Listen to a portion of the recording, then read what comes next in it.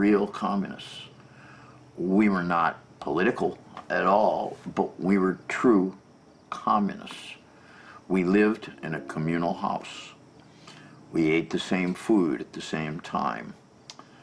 We practically shared all money pretty equally. When we began to write songs, happily, since we were too ignorant to realize that there was intellectual property, we shared authorship.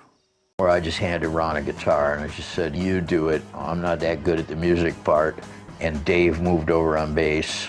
Our manager came home and I improvised an angry song and began, again, I had no way to express my anger to this guy who I never liked so much. I just started jumping up and down, like kind of the way chimps or baboons do before they're gonna fight, like that. And as soon as I started doing that, up went the Ashetons. All night, till the blow, everywhere. I feel alright, I feel alright. That was the first time I ever saw those two guys powerfully motivated by something that wasn't an imitation of somebody else, something that was their own. In the Ashetons, I found Primitive Man.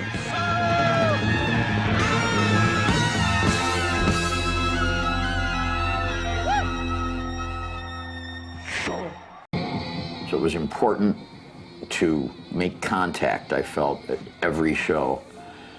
And we were opening for the Mothers of Invention. That was the best group, in my estimation, that we'd ever opened for. So near the end of our set, I was not sure we'd really reached across. There were a couple of girls, big ones. They moved up right in front of the stage and they just were laying there on their backs, making themselves very comfortable, relaxing. And I got to the edge of the stage and I did what I'd seen little kids do sometimes when they want attention from their parents. I thought, I'm just gonna fall forward, they'll catch me. And they moved. And my front teeth, which I've since had repaired, went straight through one of my lips. Sometimes it was eventful. Sometimes it was, listen, I was a guy very young in a rock band and having beautiful summers in the Midwest, so sometimes I'd just go down there and, you know, see some chick and go, hey, what's your number?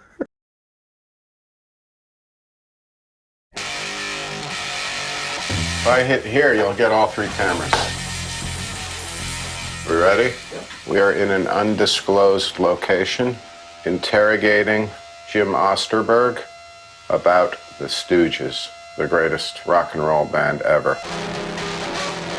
Iggy and the Stooges reinvented music as we know it.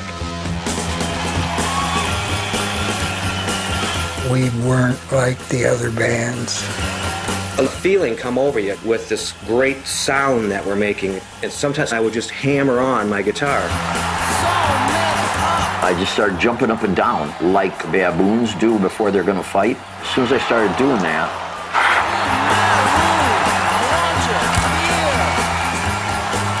we were real communists. We lived in a communal house. We shared all money. And when we began to write songs, we shared authorship.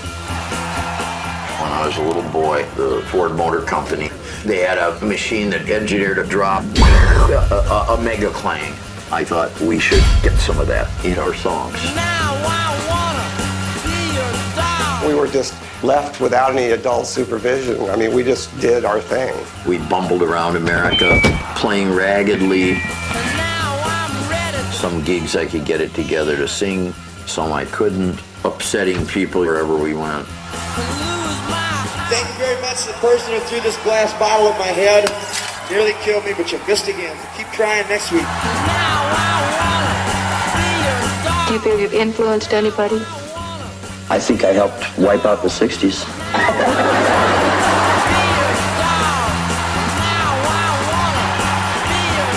I don't want to belong to the glam people, alternative people, to any of it.